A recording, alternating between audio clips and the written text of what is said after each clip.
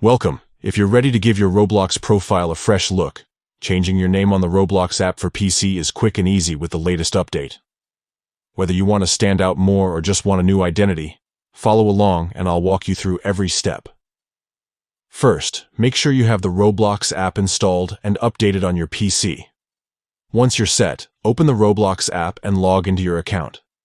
Now, take a look at the left side of your screen. You'll see a menu with several options. Click on More.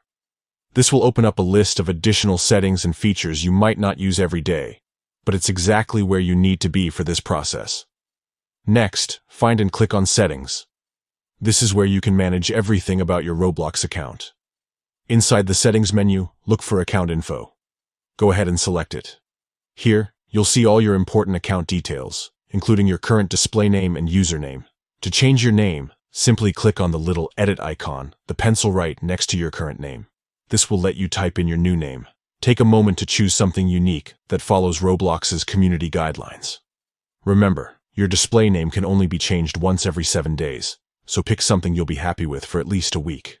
Once you've decided on your new name, type it in, then click Save. That's it. Your new display name will update instantly, and you'll see it across Roblox the next time you refresh or join a game.